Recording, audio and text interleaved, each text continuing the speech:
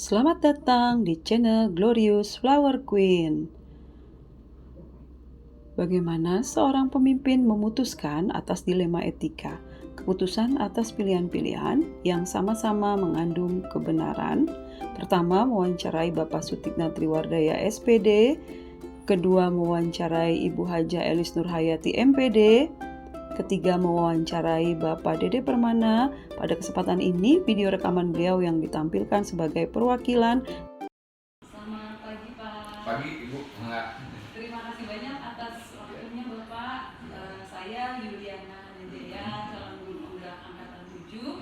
Pada kesempatan ini akan mewawancarai Bapak berkaitan dengan bagaimana seorang pemimpin mengambil keputusan ketika ada dilema etika. Ya.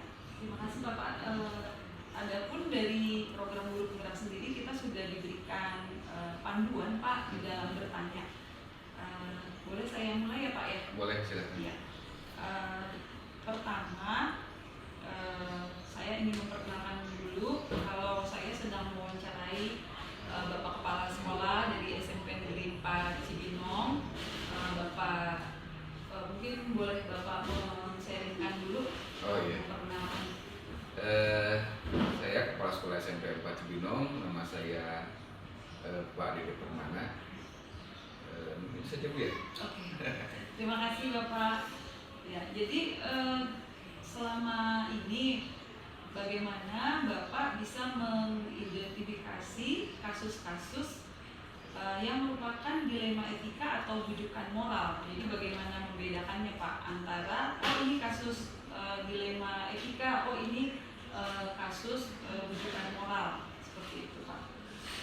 Ya, kan kalau kita lihat, kalau yang kita dilema etika itu kan berhubungan dengan etika tata krama ya.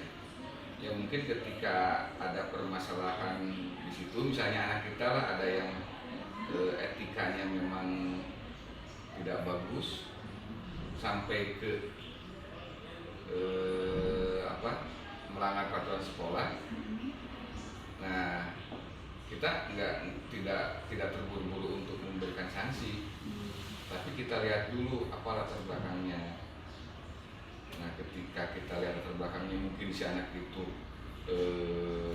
di keluarganya kurang mendapat perhatian atau orang tuanya broken home. Nah, ini kan di sini justru peran sekolah untuk membimbing si anak jangan sampai dia dicelakan 2 kali. Di rumah sudah tidak dapat perhatian, di sekolah pun dia dikeluarkan. Nah, adapun etika yang mungkin dia lakukan itu kan tidak murni dari pribadinya, artinya itu masih bisa diluruskan.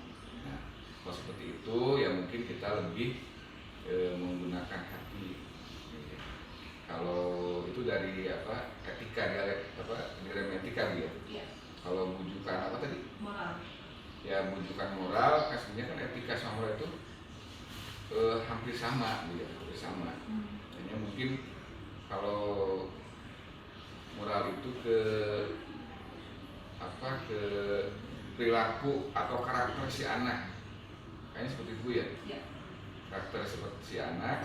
Nah, apabila mereka juga misalnya moralnya keluar dari aturan, ya kita bertindaknya kalau memang latar belakangnya keluarnya udah bagus, terus tidak ada pertimbangan lagi, itu murni dari karakter mereka sendiri, ya kita harus mengambil keputusan yang harus diambil, karena soal itu kan sudah punya aturan. Jadi kenapa kita kan mungkin di situ kita juga kok sampai ada anak yang dikembalikan ke orang tua. Di sisi lain kita juga nggak tega, tapi dari sisi kita memikirkan anak-anak yang lebih banyak. Jadi ketika mereka itu misalnya moralnya sudah seperti itu, orang tuanya sudah berusaha untuk memberikan nasihat, sekolah juga sudah berusaha untuk mendampingi, tapi tidak juga berubah, ya kita harus mengambil sikap. Kenapa? Kalau tidak diambil sikap nanti akan menjadi contoh bagi anak-anak yang lain. Nah, begitu. Jadi kalau kebujukan moral itu kayaknya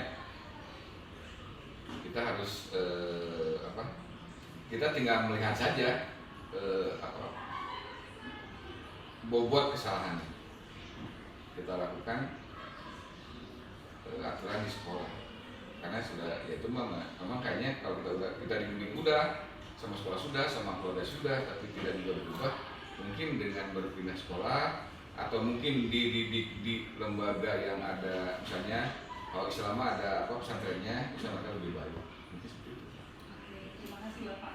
Kalau selama ini yang menurut Bapak efektif dalam pengambilan keputusan, jadi mungkin kan ada hal-hal yang membuat Bapak jadi efektif gitu dalam mengambil keputusan pada kasus-kasus dilema etika, biasanya apa Pak? Yaitu kita identifikasi dulu permasalahannya, kita lihat latar belakangnya. Apalagi kalau anak-anak di sekolah lah, kita ambil contoh anak-anak aja. Kita kan ada guru BP, ada pembina rohani juga. Kita bisa koordinasi sama guru BP dan pembina rohani, mengidentifikasi permasalahannya. Jadi dengan itu kita mudah untuk mengambil keputusan.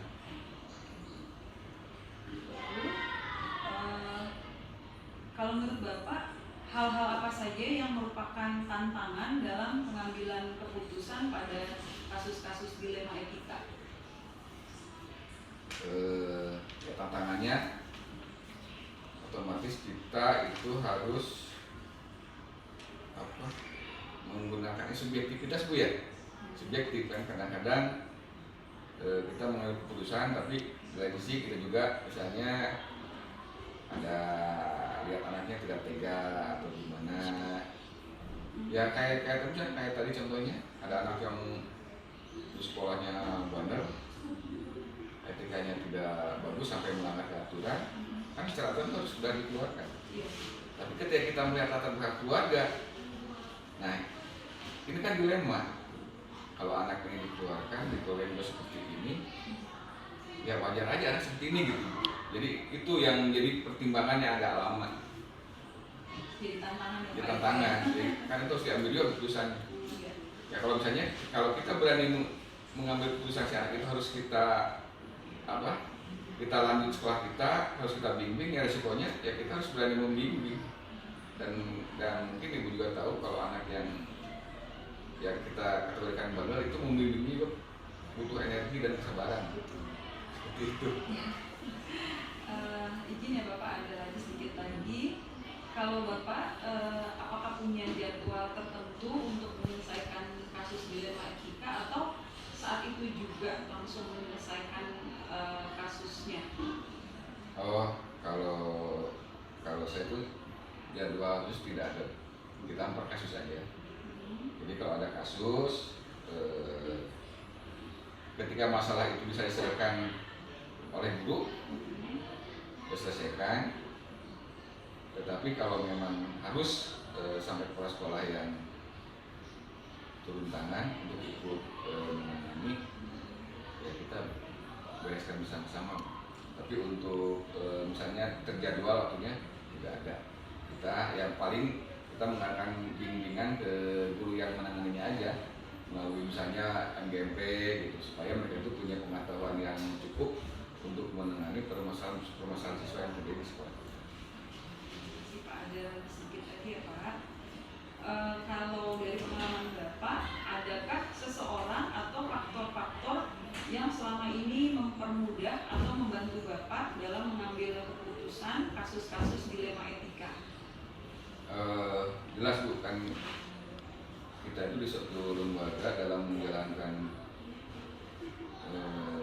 roda kelembagaan itu kan kita membutuhkan orang lain. Nah seperti di sekolah, semua keputusan yang saya ambil itu atas hasil rembukan dengan para pembantu sekolah. Nah jadi mereka lah yang nanti bersama-sama dengan saya terus merumuskan permasalahan sampai mengambil keputusan. Berarti tim Bapak ya? Ada tim. Yang mempermudah beliau-beliau. Kami tim itu kan ada yang di kurikulumnya, ada yang visualnya, ada yang di humasnya, jadi mereka itu semuanya bergerak. Misalnya ini urusannya dengan sekolah, humas yang jalan. Kalau siswanya berarti visualnya. Jadi kepala sekolah itu hanya menerima laporan, kemudian kita temukan, kita cross check, dan kita putuskan. Manajer ya Pak ya? Iya, manajer. Pertanyaan terakhir Pak, dari pengalaman Bapak selama ini ketika Bapak melakukan keputusan atas dilema etika, apa sih yang Bapak dapat gitu dari pengalaman tersebut ketika Bapak berhasil sudah melakukan keputusan atas dilema etika? Ya, yang kepuasan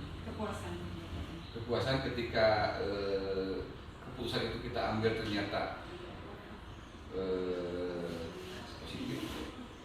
Misalnya contoh ketika ada anak yang keluarganya tidak terdidik dengan baik, nah kemudian secara aturan harus dikeluarkan, tapi ternyata karena kita lihat latar belakang seperti itu, kita pertahankan, kita bina bersama-sama di sekolah, dan akhirnya si anak ini sampai lulus, Bu, itu kepuasan yang tidak bisa digambarkan. Apalagi kalau saya ini nanti jadi orang, wah luar biasa. Bahagia Pak ya? Bahagia betul. Terima kasih banyak Bapak Sama-sama Ibu. atas waktunya. Mohon maaf, saya juga mungkin jawabannya enggak sesuai. Ya.